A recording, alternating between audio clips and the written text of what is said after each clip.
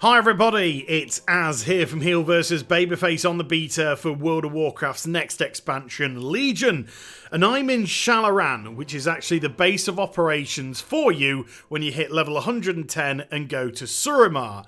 I've just handed over 400 ancient mana and I'm about to start a scenario. Now, if you've ever heard me talk about one of my favourite pieces of content in WoW, then it was back in patch 5.2 with Troves of the Thunder King. A 5-minute blast to get gold, goodies, gear, treasure, rep items, and all that kind of jazz. This is Legion's answer to Troves of the Thunder King, and it's absolutely fantastic. It involves you, but also a bunch of withered exiles. These are your minions, and you've got to try and keep them alive for as long as possible, which involves you actually going deep into the Temple of Thaladora, and you have to defeat creatures, open up treasure chests, try and open up secret doors, try and carry treasure chests out. Look, it's an amazing experience. Now then, I'm getting way ahead of myself at the moment, so let's just pull it back a wee bit.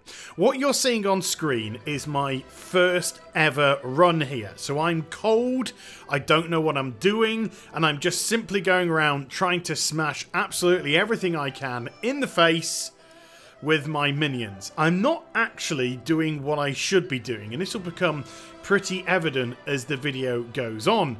So there is quite a bit of a tactical hook to what goes on here. If you were to just rush in, smash what you can, you lose your minions bit by bit, and eventually they're all gone, you get kicked out, and then you get a treasure chest at the end, you can do that. You can be none the wiser, and you'll always get yourself something at the end of the day.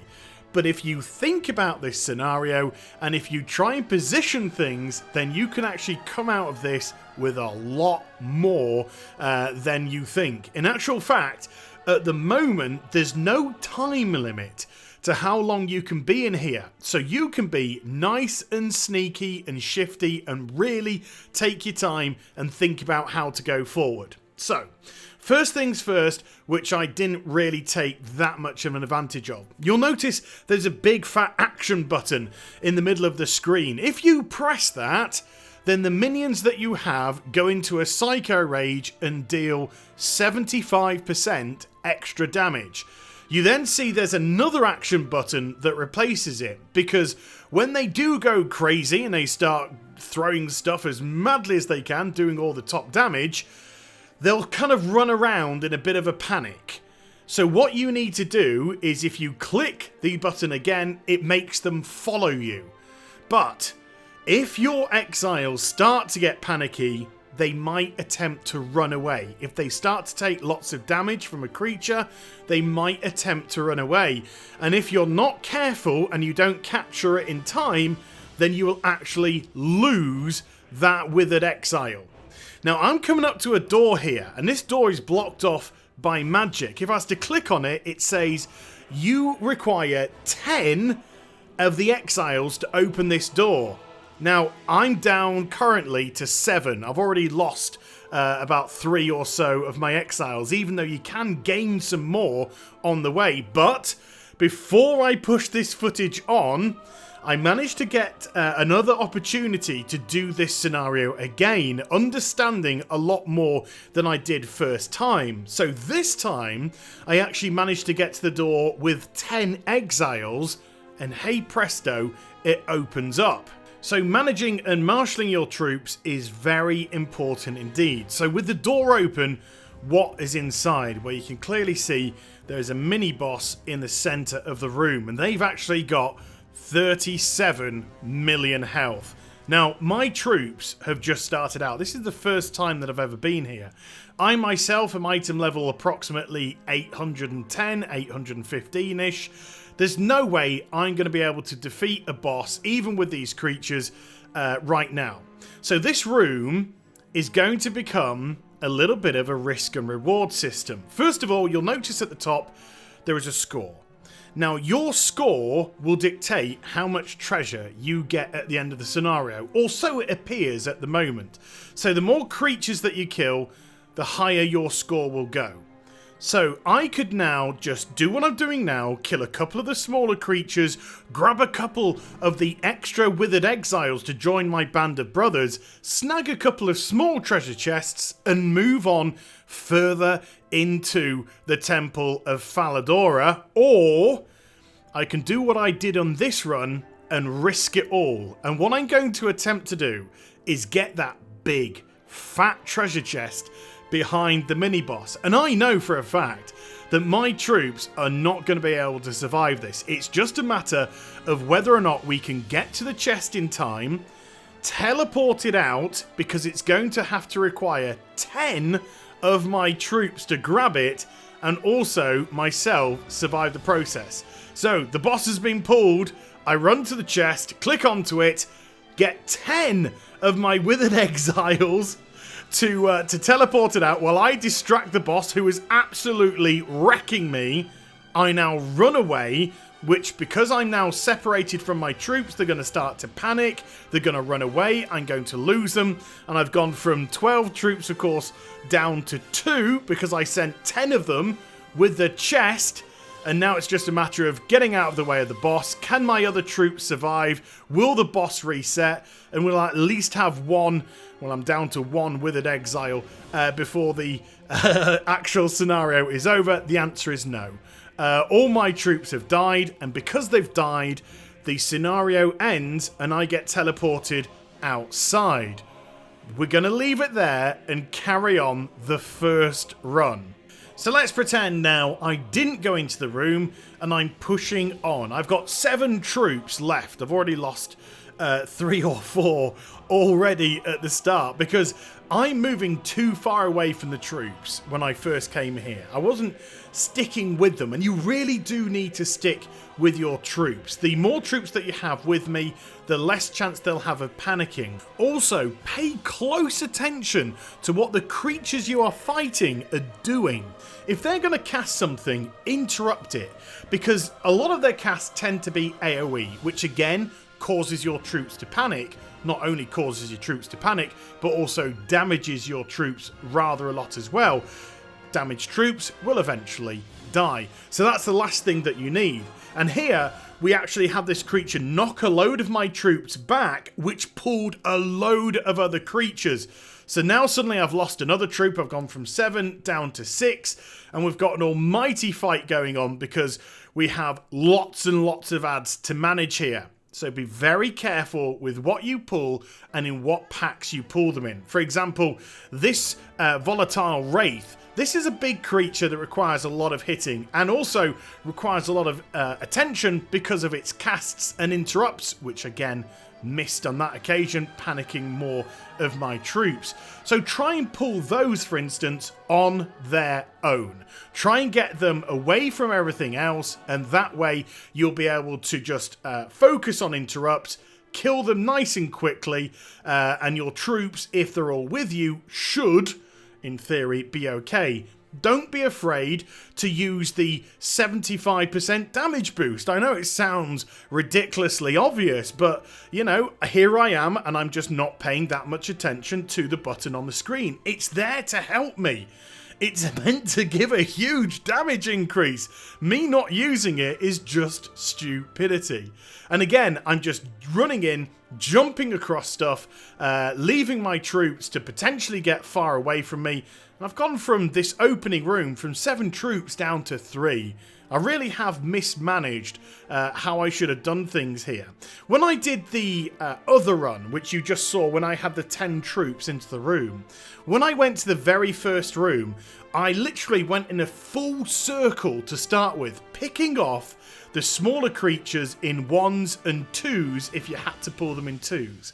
And then once all of those were defeated, then I went into the centre of the room and took down the Wraith, which was then very easy to manage because I could interrupt everything that it did with my Demon Hunter. So it didn't even get the opportunity to panic any of my troops, didn't get the opportunity to kill any of them either.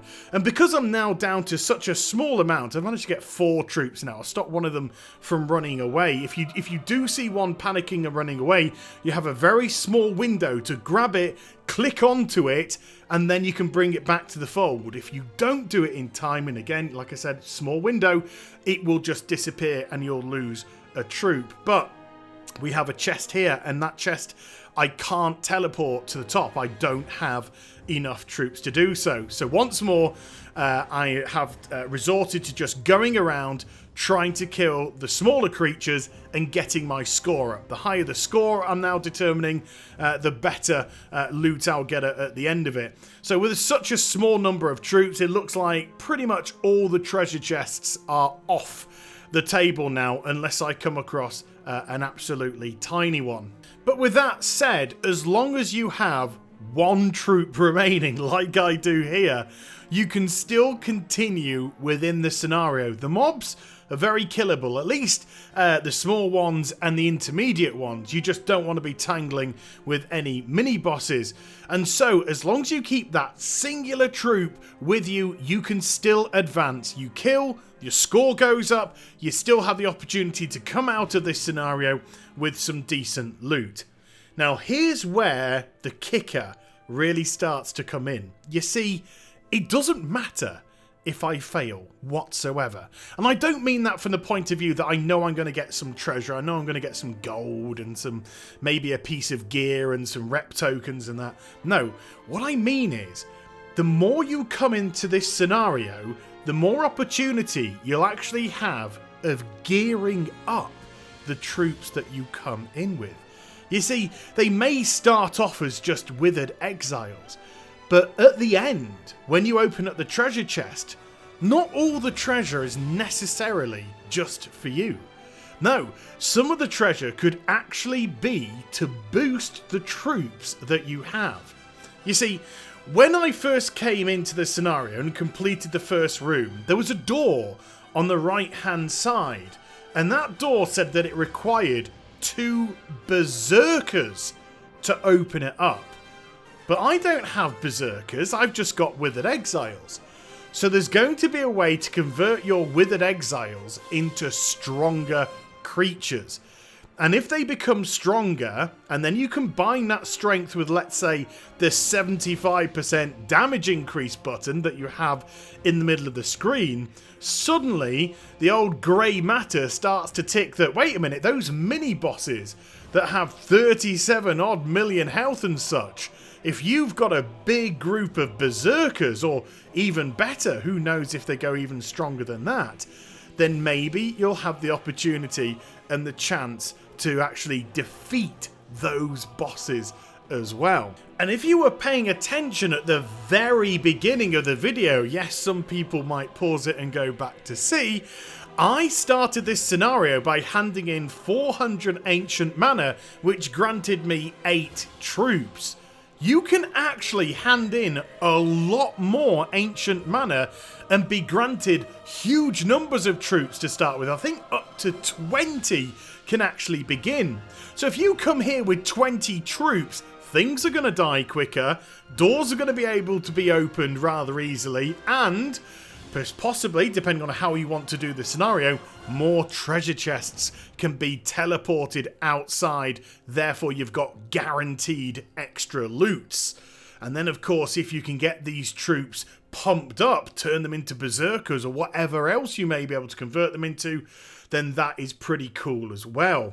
And how often can we do this? Well, I was given this as a quest, and then when I completed it, after I'd completed it, it became a world quest. So then it goes on a random proc rate as to how often you can do this. But I'm okay with that because I'm pretty sure it will pop at least once a week. And then this is going to come to rather an abrupt end now, as a mini-boss came in, wrecked my face, and the scenario was over. So, what did I get on my very first run? Well, because this is the run where I didn't teleport any extra chests out, my score determined that I got a rather big sexy chest to open up. So I got 75 gold plus all of these goodies, which included a piece of gear, which included rep tokens, and it also included a toy as well to go into my toy chest. So there was some pretty cool stuff which I got here, especially for a first outing, as well as all the stuff that I got inside as well. I think I got a scroll of teleportation here, which will actually take me to a certain town, which is pretty cool, because that way it just saves me a lot of time. But remember, folks, we also did that other run. What did we get in the other run where we teleported out that huge purple treasure chest? Well, because my score was much, much lower, my loot was pretty feeble. 93 copper, oh dear, and 4 pieces of equipment. Some of it being rep tokens, some of it being artifact stuff. That's fair enough. It was what was in the purple chest which really interested me, because there was only one item, and this item converted one of my withered exiles into a berserker. So it's very important that you do get your troops to carry these chests out to convert them into other things which allow you to progress further into this scenario, which was freaking awesome. So there we go, first look. I'm going to pay close attention to this and I hope you enjoyed the vid. If you did, do give it a thumbs up and also subscribe to my channel. Follow me on social media and Twitch for live streaming. Links, they're in the description down below, and I'll be back with some more stuff very soon. You take care, everybody. Bye bye.